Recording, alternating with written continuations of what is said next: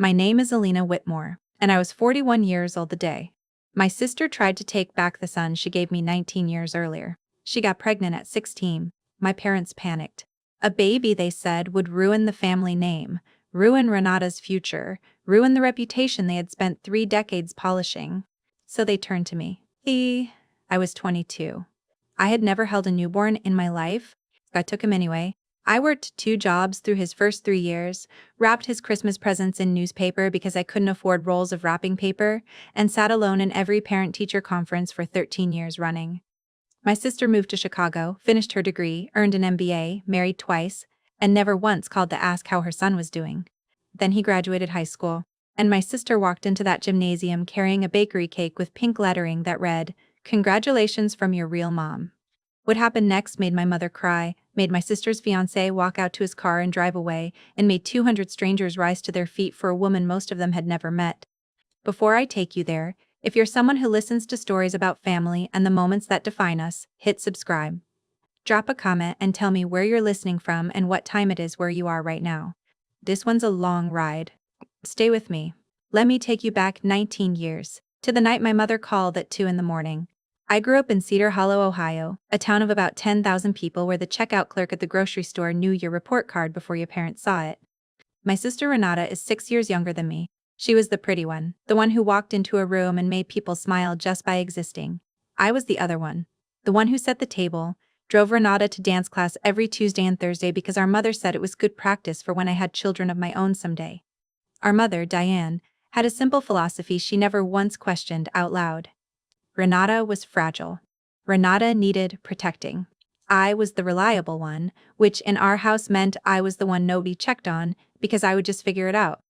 Our father, Walter, agreed with whatever Diane said. He wasn't cruel. He was absent, present at the table, gone from every conversation that actually mattered.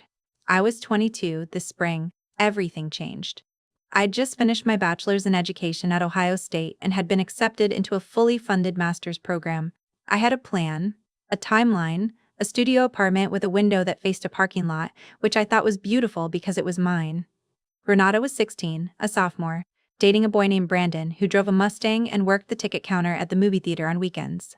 Then one night in March, the house phone rang at 2 in the morning. Quote, I am an ass, especially in rust ball.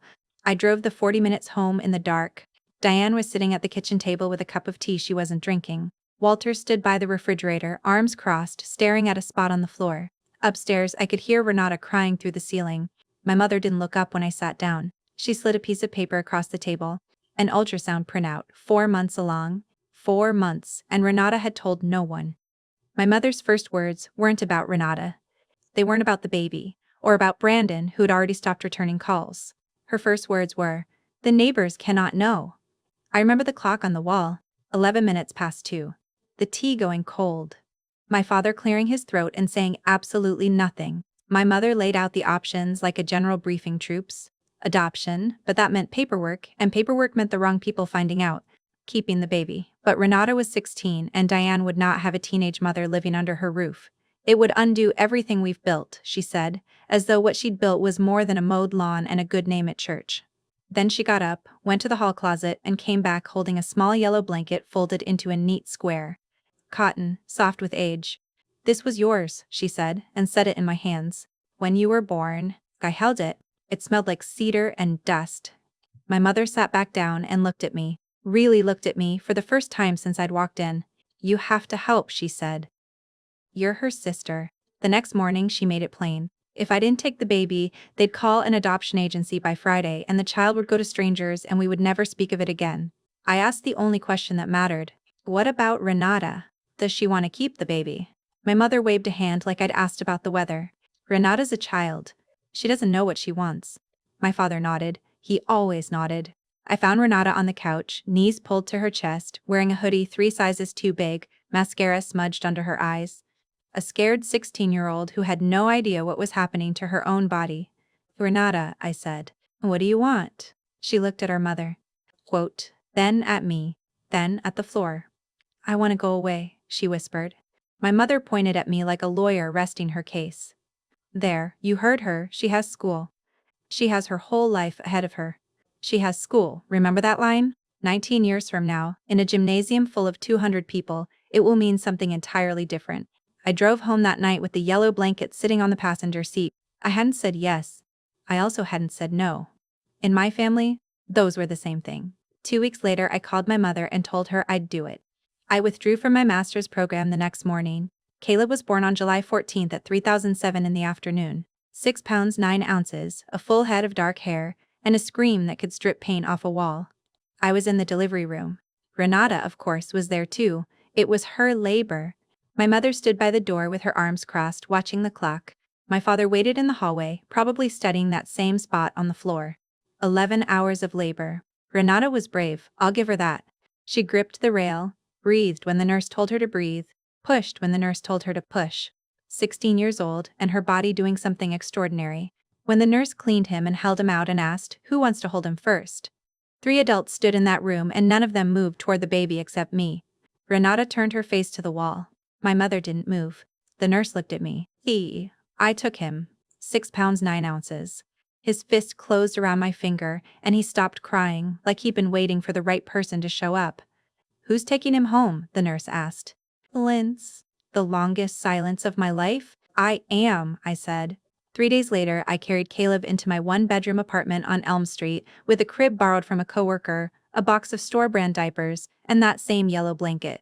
I wrapped him in it that first night, the blanket that had wrapped me 22 years earlier. It barely covered him. It was warm, and it was ours. If you've ever been the one who quietly holds a family together while somebody else gets the applause, this next part is going to feel personal. Stick around, because I promise you the woman with the cake had no idea what was coming for her.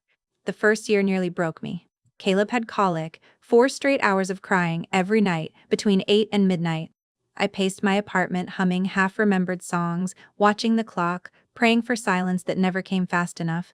I worked as a teaching assistant at Cedar Hollow Elementary from 7,045 to 1,000 Feinstein, and functioned on 4 hours of sleep. I learned to shower in under 3 minutes, because 3 minutes was exactly how long Caleb tolerated the bouncy seat. I called my mother once, at 11 at night, after 3 straight hours of crying. I was standing in my kitchen in a formula-stained shirt, crying myself. "Mom, I need help." One night. "You chose this, Elena," she said. "You're an adult. Figure it out." Then she hung up. Renata, meanwhile, left for college that August, a small private school in Chicago, tuition covered by scholarships and a chunk of my parents' savings. The same savings that, apparently, couldn't stretch to cover Caleb's pediatrician bills when I asked. That October, a family court judge granted me legal guardianship. Renata signed the voluntary relinquishment forms by fax from her sorority house during rush week. I put the papers in a small fireproof safe under my bed, next to the yellow blanket, next to his hospital bracelet, next to a photo of him asleep on my chest at 4 days old. Here's how the next 5 years went, in snapshots. Caleb at 1, taking his first steps, 3 feet of open air between the coffee table and the couch, arms out, grinning like he'd summited Everest. I caught it on a flip phone that barely held 30 seconds of video. I still have it. Caleb at 18 months saying his first word. Not mama, just ma, short. Efficient. Like he'd already worked out the one thing that mattered and didn't need extra syllables. Caleb at 3, in the care of a neighbor named Ruth for $40 a week while I picked up part-time teaching hours. Ruth had 6 grandchildren and more patience than anyone I have ever met. Caleb at 4, reading the cereal box out loud at breakfast and asking me what riboflavin meant. I had to look it up.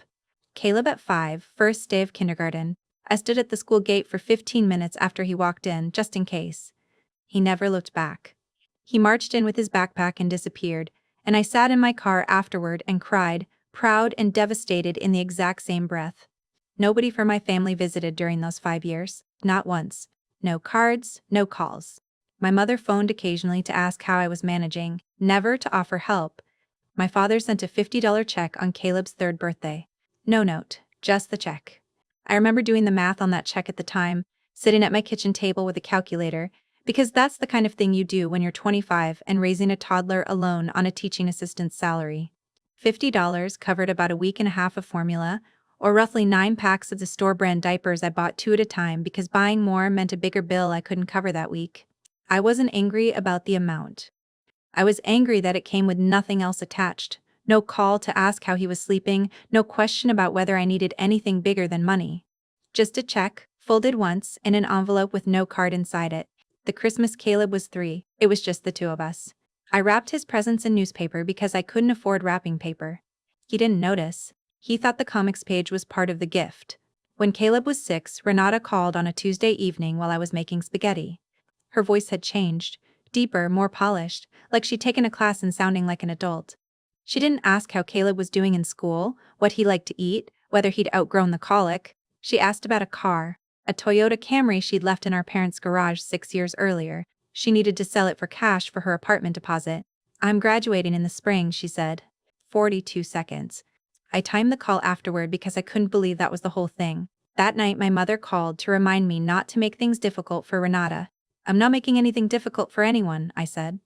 "I'm making spaghetti." Renata graduated near the top of her class the following May. My parents drove to Chicago for the ceremony and came home with a professionally framed photo, 18 by 24 inches, that hung in their living room for years. Caleb's first day of school photo lived on my refrigerator, held up by a magnet shaped like a ladybug. It never made it into their house at all. When Caleb was 8, 2 things happened that reshaped everything. First, the district offered me a full-time position as a special education aide, with a path toward becoming coordinator once I finished my master's, $43,000 a year with benefits. For a woman who had spent 7 years budgeting grocery runs to the dollar, that number felt like winning something. Second, Caleb asked me a question while I was washing dishes. "Aunt Elena, how come I don't have a mom and dad like the other kids?" My hands stopped moving. A plate slipped and clinked against the sink. He was sitting behind me at the kitchen table, homework spread out, pencil in hand, watching me with those dark, serious eyes that were already too perceptive for 8 years old. I dried my hands and sat down across from him.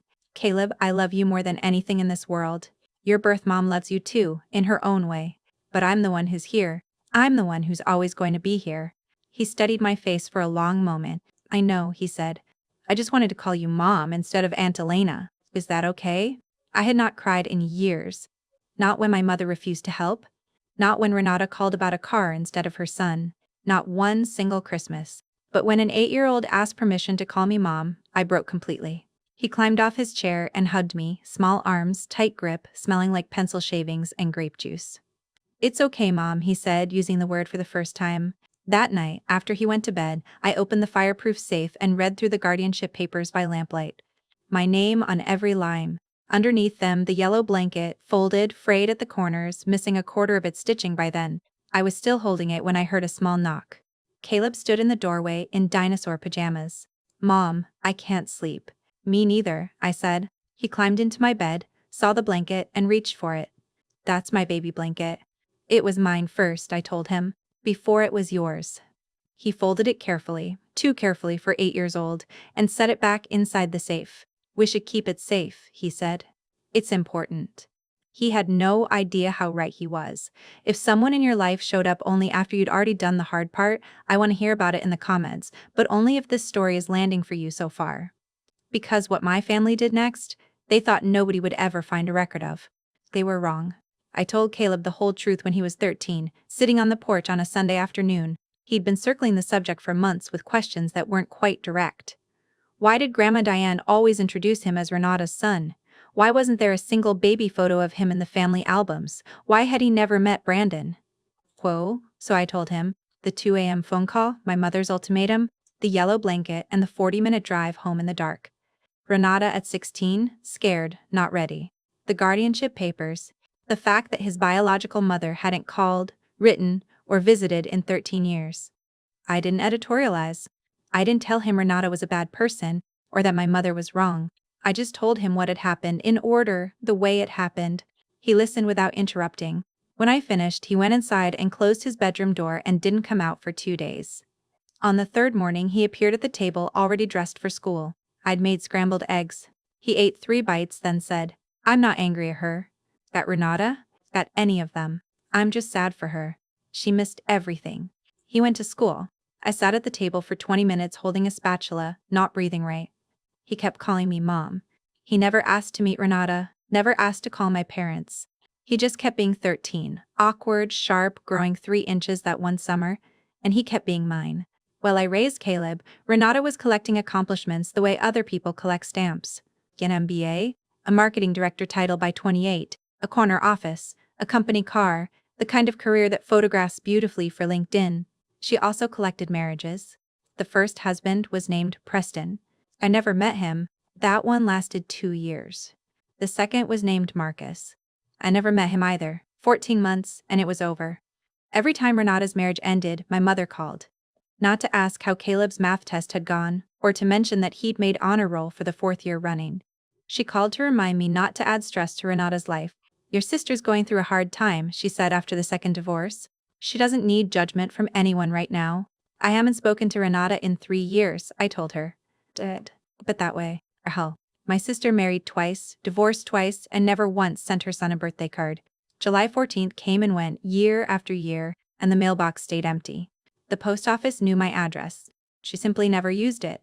Meanwhile, I finished my master's degree, 4 years of night classes on top of a full-time job and a growing boy, and I graduated when Caleb was 8. Nobody from my family came. My colleague Nora Reeves sat in the 3rd row and cheered loud enough for 10 people. I became special education coordinator at Cedar Hollow High the following year. Nobody called to say congratulations. By then I'd stopped waiting for that call somewhere around year 4. When Caleb was 15, I brought him to Thanksgiving at my parents' house for the first time in years. I don't fully know why I said yes. Maybe I thought something might have changed. Maybe I wanted him to have one big table holiday at least once. He wore a button-down shirt he picked out himself and kept adjusting the collar in the passenger mirror, the whole drive over, nervous in a way that broke my heart a little. The house was full. Cousins, an aunt, a couple of neighbors, 14 places set at the table. My mother met us at the door, hugged Caleb briefly, then walked him into the dining room and introduced him to a cousin he'd never met. This is Renata's son, Caleb. Not my son, not their grandson, the one I'd raised alone for 15 years. Just Renata's son.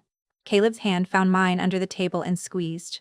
15 years old, and he understood the room better than anyone sitting in it. After dessert, my mother cornered me in the kitchen while loading the dishwasher. It was nice of you to bring him, she said.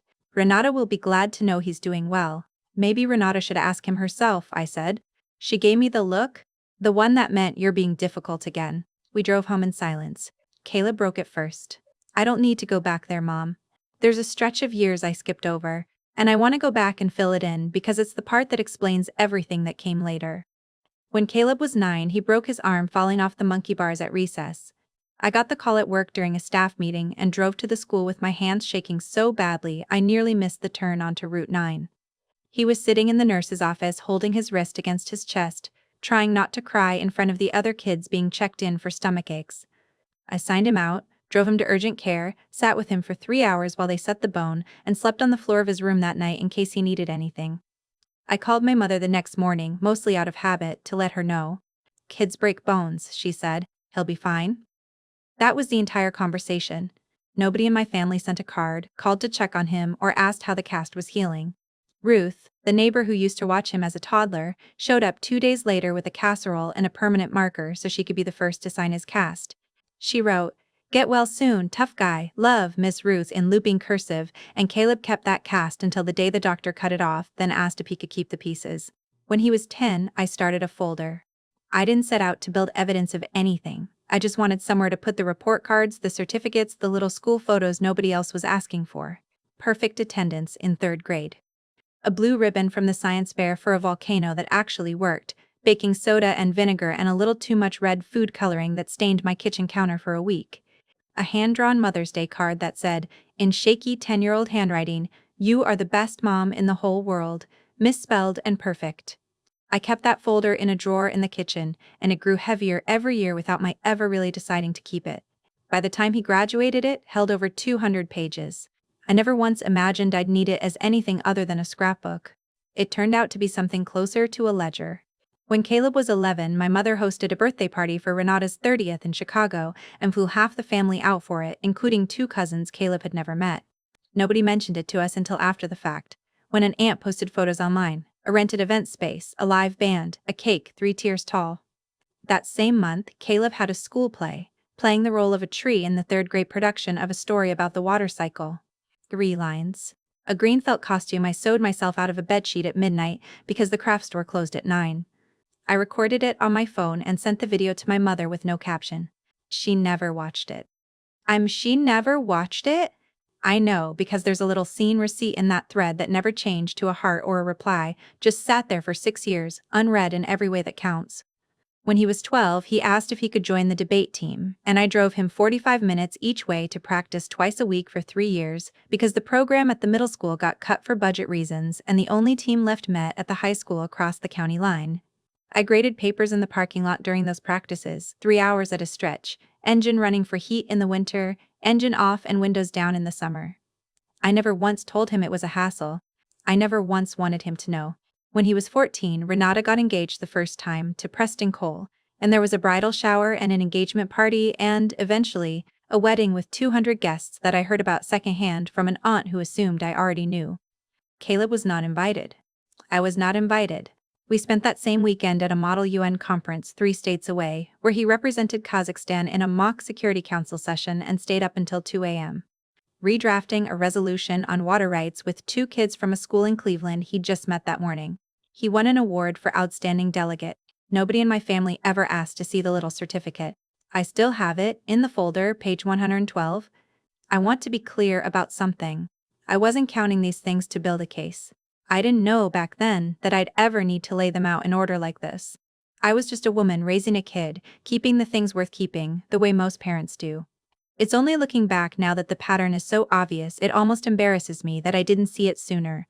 Every single year, on one side of the ledger, there was Ruth with a casserole and a marker, there was Nora cheering loud enough for 10 people, there was a felt tree costume sewn at midnight, and on the other side, there was a birthday party in a rented hall, a wedding for 200, an unread video with a scene receipt that never changed. By junior year, it was obvious Caleb wasn't just smart, he was something else entirely. Straight A's since freshman year, 3 AP classes stacked at once, debate team captain, a Saturday morning volunteer tutor at the community center.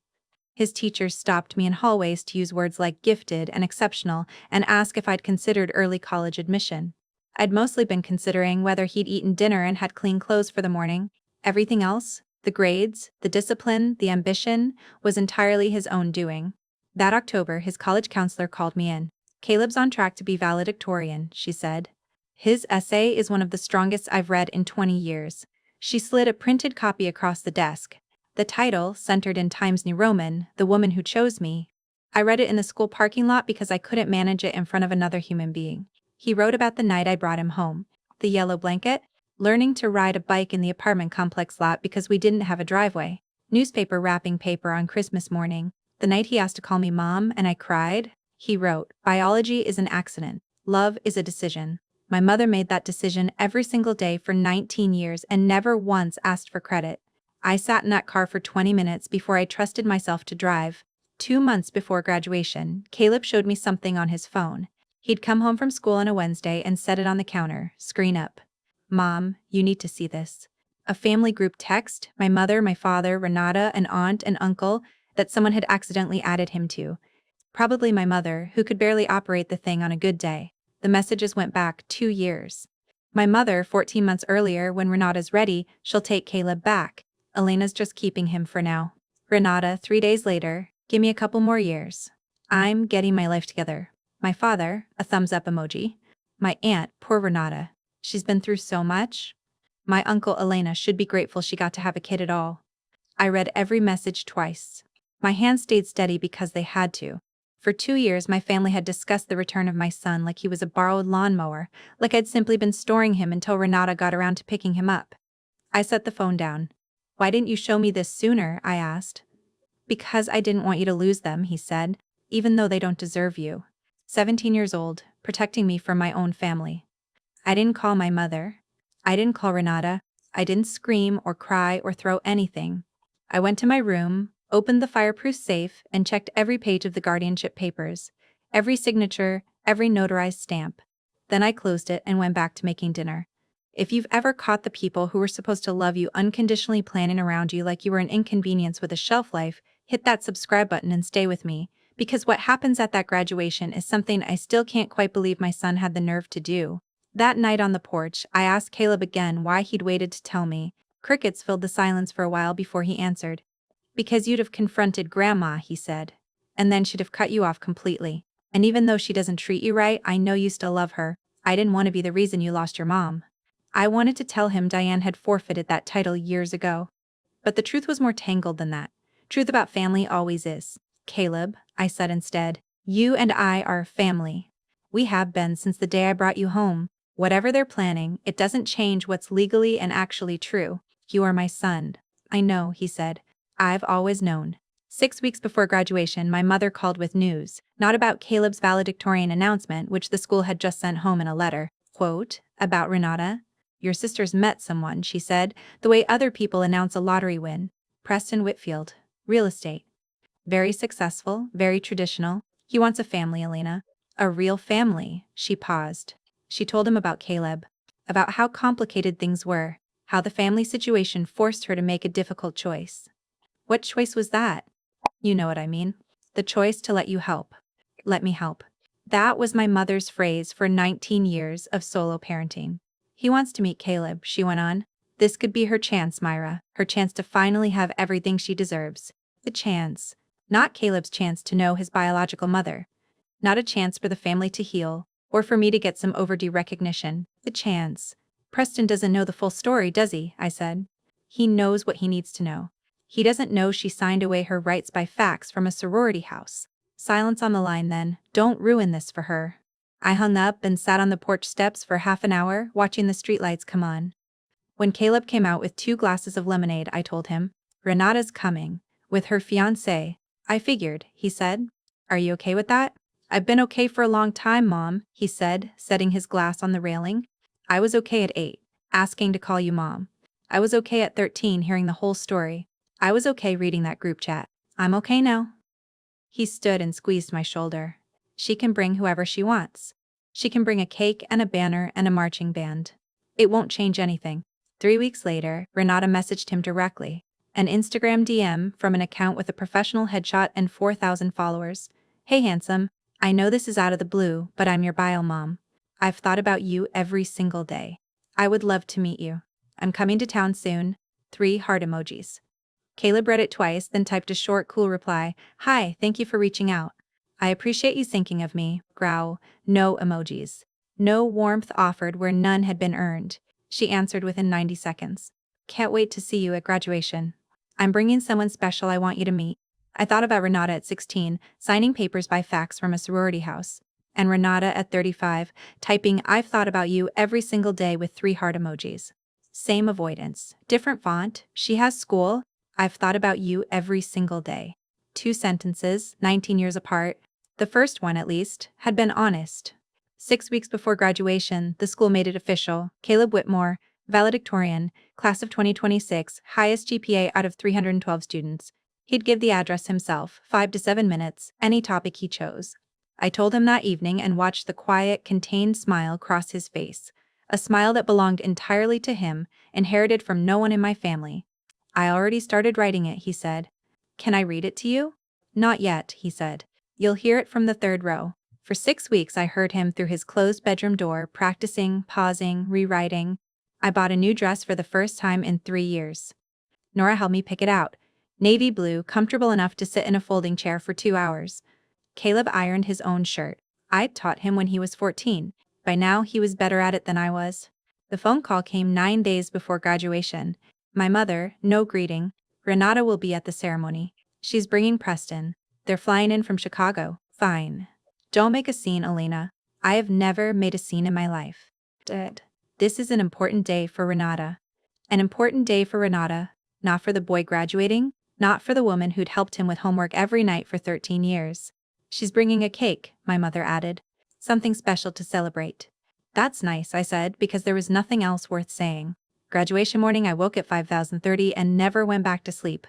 Caleb's cap and gown hung on the dining room chair, navy, gold tassel, pressed the night before with a damp cloth between the fabric and the iron, the way my own mother had taught me when I was 10 years old, which struck me as a strange thing to still be grateful for. He came downstairs at 7, showered and shaved, though there was barely anything yet to shave. How do you feel? I asked. Tea. We ate eggs and toast in easy quiet. Morning light hit the salt shaker and threw a thin rainbow across the table. Can I see the speech? I tried one more time. You'll hear it, he said from the 3rd row.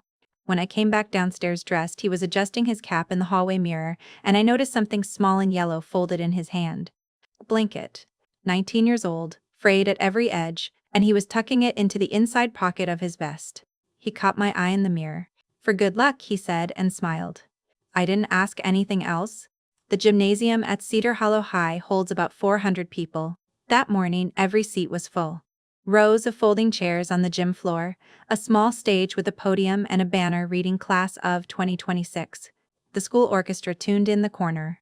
3 violins, a cello, 2 flutes, and a boy on tuba who looked like he wished he were anywhere else. Nora and I found seats in the 3rd row, close enough to see the podium clearly. Then the double doors at the back opened, and Renata walked in like she was arriving at a gala.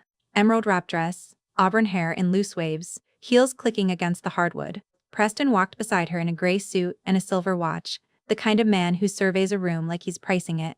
Behind them came my parents, my mother in a floral blouse and the lipstick she saved for special occasions, my father in a tie that didn't match his shirt. And in my mother's hands, on a plastic tray with a paper doily underneath, a cake, white frosting, pink lettering. "Congratulations from your real mom." 200 people filling seats around us, and my mother was walking down the center aisle carrying a cake declaring my son belonged to someone else. I didn't move, I didn't speak. Nora reached over and took my hand. Before the ceremony started, Renata made her move. She walked straight to the staging area where graduates were lining up, smiled at the parent volunteer at the door, and said, "I'm Caleb's mother. Technically, biologically, not a lie." I watched from my seat as she found him in line and pulled him into a full theatrical hug, both arms wrapped around him, her head tilted for maximum visibility. Caleb stood rigid, arms at his sides. Preston hung back, watching. My mother beamed from 3 rows behind me, the cake balanced on her lap. Then Renata turned and walked toward me, heels clicking, smile locked in place. She stopped at the end of my row and leaned close enough for the people behind us to hear. "Elena, thank you so much for taking care of my son all these years. You've been an incredible babysitter." She patted my shoulder. "But I'm here now? I'll take it from here." Babysitter, 19 years. 4,000 school lunches packed. 300 parent-teacher conferences sat through alone. 16 years of homework help. 19 birthday cakes I baked myself because a bakery cake cost $40, which back then was a week of groceries. Babysitter. I didn't respond. Not because I had nothing to say. I had 19 years of things to say. I didn't respond because I saw Caleb watching from the staging area, very still, jaw tight, eyes locked on mine. And in them I read a message as clearly as if he'd spoken it out loud. "Wait for me," so I waited. The ceremony began at 10 sharp.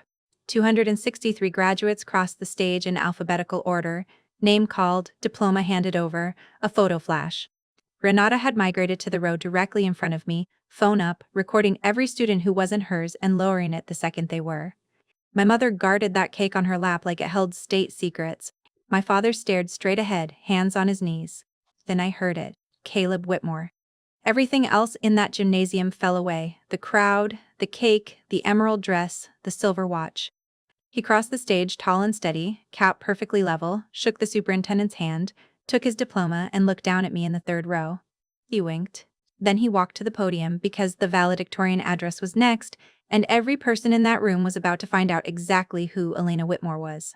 He adjusted the microphone and started with the expected material. Freshman year confusion, the cafeteria's questionable meatloaf, the substitute who showed movies for 6 straight weeks. The crowd laughed.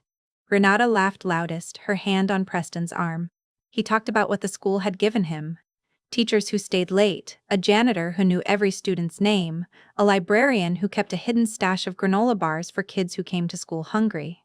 Warm, natural, no sentimentality laid on too thick. The room was with him.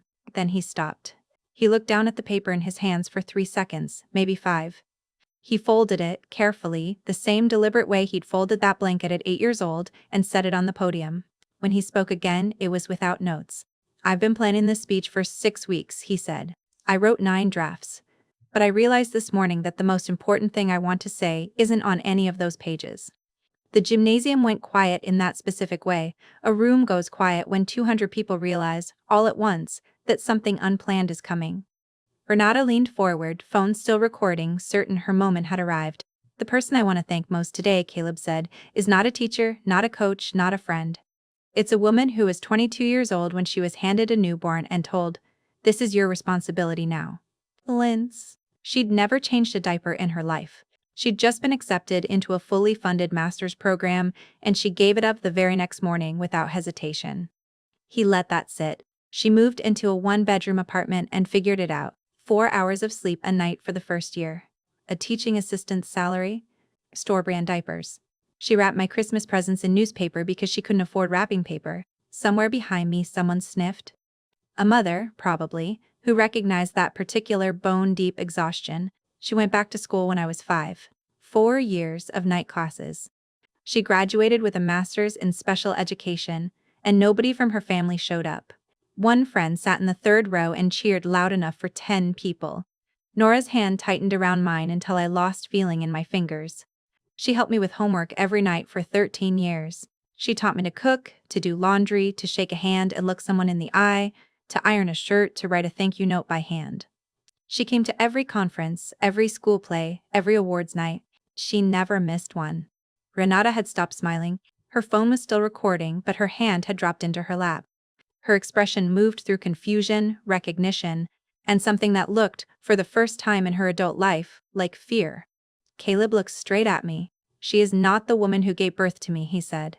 "But she is the woman who chose me, every single day, for 19 years without ever asking for credit." His voice never cracked. His hands never shook. He'd learned composure from the single most composed person he knew, and it showed. "Her name is Elena Whitmore. She is my mother." The gymnasium erupted. 200 people on their feet, applauding, some wiping their eyes. Nora was crying openly. The orchestra teacher pressed a program sheet to her face. Principal Doyle stood by the stage steps with a hand over her heart. I couldn't move.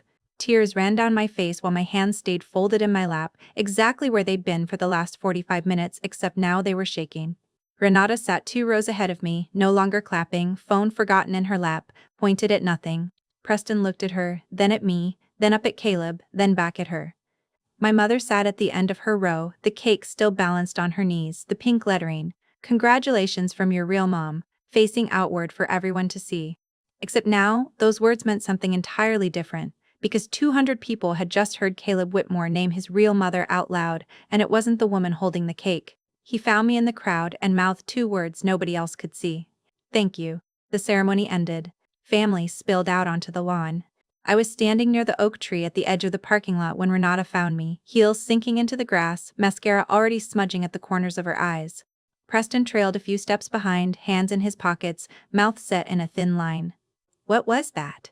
Her voice carried, sharp enough that a cluster of nearby parents turned to look. "What did you tell him to say?" "I didn't tell him anything." "You coached him?" "You turned my own son against me." Caleb appeared behind her, still capped and gowned, diploma in hand. "Nobody coached me," he said, quiet and even. "I wrote that speech myself." She spun toward him. "Baby, I'm your mother. I carried you for 9 months. And then you signed a piece of paper and faxed it from a sorority house," he said, during rush week. Her mouth opened, closed, opened again. "Grandma told me once that you had to go because you had school," he went on. "And you did. You went to school, and to a career, and to 2 marriages, and to Chicago. Oh, that's fine. But you don't get to walk into my graduation with a cake that says real mom and pretend 19 years didn't happen." He turned to my mother, standing 10 feet away with the cake still in her hands. "And Grandma, you said today was Renata's chance. This is my graduation, not her audition." Preston, silent through the whole exchange, finally spoke. "Getty, Renata, you told me the family situation was complicated. You said you were forced to give him up. Forced was your word." "It was complicated, Preston. I was 16. Did you sign those papers voluntarily?" She looked past him, toward my mother, for rescue. My mother stepped forward, reaching for his arm. "You don't understand our family." He pulled his arm back. He looked at me, really looked, for the first time. "You raised him, from birth. Alone?" "Yes," I said. He turned to Renata one last time, straightened his jacket, and walked to his car without another word. I heard the clean, expensive sound of the engine, watched it pull past the school sign and disappear toward the highway. Renata stood alone on the lawn in her emerald dress, watching the only man who'd ever made her want to try being a mother drive away, because he'd just learned she never actually had been one. The cake sat forgotten in the grass. Nobody touched it, nobody ever would. In the silence after his car pulled out, something shifted in my mother's face as she looked at Caleb. Not at Renata, not at me, at him, standing there in his cap and gown, the boy she'd handed away with a yellow blanket and an ultimatum 19 years earlier. Her eyes went wet. Her lip trembled. Maybe 3 seconds, maybe 5. I thought, this is it. This is where she says she was wrong. Elena, she said, if you hadn't poisoned him against his own mother, none of this would have happened. And the moment closed as fast as it had opened. The wet eyes dried. The trembling mouth set itself back into a hard, familiar line. My father stood behind her, silent as ever, staring at the grass. Caleb looked at her, patient rather than angry, the way you look at someone who genuinely cannot hear you no matter how plainly you speak. Grandma, nobody poisoned me. I'm 19. I have my own eyes and my own memory. Do you know how many Thanksgivings I've had with you? 7. 3 Christmases. 1 birthday card, total. He paused. Do you know how many memories I have with my mom?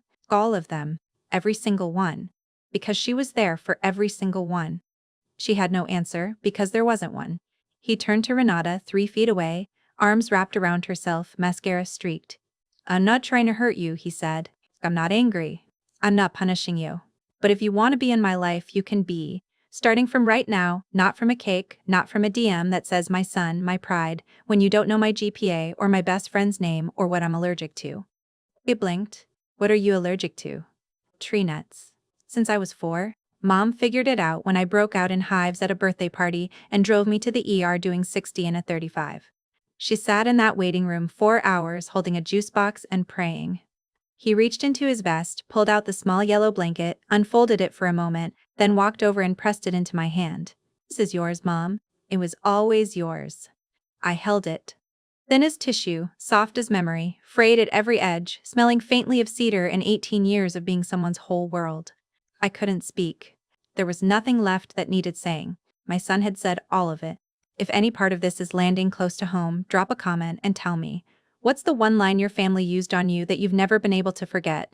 I read every single one, but only if you want to share it. This story still has one more turn. My mother pulled my father toward the parking lot without another word, and he followed the way he always followed. Neither one looked back. Renata stood alone on the grass a long while, then finally walked to a rental car and drove off by herself. The cake stayed on the lawn until a groundskeeper found it after everyone had gone. For 3 weeks after graduation, my phone stayed quiet. No calls from my mother. No messages from Renata. I found out later, through my aunt, that Preston had ended the engagement that same week. He told a mutual friend at his office that he didn't know which version of Renata was real, and he wasn't going to spend his life finding out. Caleb started at Ohio State that August on a full academic scholarship, the same university, the same city, where I'd once withdrawn from my own master's program 19 years earlier. The morning I dropped him off, I stood in the parking lot of his dorm and thought about a different parking lot, on a different morning, a lifetime ago, when I'd been the one crying alone in a car. He hugged me for a long time before he let me leave. 6 weeks into the semester, my father called. Not my mother, my father, for the first time in years without her handing him a script first. I want to apologize, he said, and then didn't say anything else for almost 30 seconds. I let the silence sit. Finally, I should have said something that night. At the kitchen table, 19 years ago. I knew it was wrong and I said nothing. And I've kept saying nothing every year since, and I'm sorry. It wasn't a speech. It wasn't dramatic. It was one honest sentence from a man who'd spent 2 decades staring at the floor instead of at his own family, and I believed every word of it, mostly because he didn't ask for anything in return. I'm not ready for a big reunion, Dad, I told him, but I'd take a phone call now and then. No visits yet. No pretending the last 19 years didn't happen. Just talking. Okay, he said, I can do that. We've talked most Sundays since. Small things. How Caleb's classes are going, whether the tomatoes came in okay this year, nothing that requires either of us to relitigate anything. A few months in, he asked, almost sheepishly, if he could drive up and see Caleb's dorm room sometime. Not a big visit, just coffee. I said okay. They met at a diner near campus in November, just the two of them, 90 minutes, and Caleb came home for Thanksgiving break. My house this year, not theirs, and told me it had been fine, actually. Weird, but fine. He said his grandfather asked him real questions this time. What he was studying, whether the debate team at Ohio State was any good, whether he still had that yellow blanket. It's not a reconciliation. It's the first honest sentence in a relationship I'd stopped expecting one from, and for now, that's enough. We're not rushing it. No holidays together yet, no pretending 19 years didn't happen. Just a standing coffee every few weeks and a Sunday phone call that keeps getting a little easier. My mother has never called. Not once, not even a text on Caleb's birthday, which came and went that July the same way it always had before he was born, quietly, without her. Renata sent one message in October, 3 lines, no apology, mostly about how the graduation had been embarrassing for everyone and how she hoped Caleb would come around eventually. I didn't answer it. Caleb saw it and shrugged. That tracks, he said, and went back to his homework. I heard through my aunt months later that Renata had moved again, this time to Denver, for what her mother described as a fresh start. I didn't ask for details. I've stopped needing them. Some nights I still think about that kitchen table 19 years ago. The cold tea, the clock ticking past 2, my mother's voice saying the neighbors cannot know before she'd said a single word about the baby himself. I used to think the worst part of that night was what she said. I understand now that the worst part was what she didn't say. Not once, in 19 years, did she ask what I wanted. Not once did she ask what Renata wanted, not really, not past the answer that suited her. I was the reliable one, which turned out to be its own kind of erasure. A title that sounded like praise but functioned like a lock on a door. Nobody ever thinks to check on the door that's always closed properly on its own. Caleb calls every Sunday night, usually while he's walking back from the library, and I can hear the campus behind him, other students laughing, a door swinging shut somewhere. Last week he told me he's declared his major, education, with a focus in special ed, same as me. Figured I'd learn from the best, he said, and I had to sit down on the porch step for a second before I could answer him. I still have the yellow blanket. It lives in the safe under my bed, folded the way Caleb folded it at 8 years old, next to the guardianship papers that were never once necessary to produce because nobody ever actually challenged them. The challenge, in the end, was only ever a cake and a caption and a family that mistook volume for acclaim. Some Sundays, when the house is quiet and Caleb is 3 hours away at school not answering his phone because he's a 19-year-old with an actual life now, I take that blanket out and just hold it for a minute. Then I fold it back up and put it away. That's my story. 19 years, one yellow blanket, and a cake that never got eaten. Here's what I want you to take from it, if you take anything at all. Love isn't the loudest voice in the room, and it isn't the one that shows up carrying a cake once the hard part is finished. It's the one that was already there at 2 a.m. At the pediatrician's office, at the dollar store diaper aisle, for every single year nobody else was watching or counting or keeping score. Biology opens a door. It doesn't walk through it for you. If somebody chose you like that, quietly, every day, without ever asking for credit, go tell them. Today, not someday. And if this story meant something to you, share it with someone who needs to hear it, and subscribe so you don't miss the next one. I'll see you in the next one.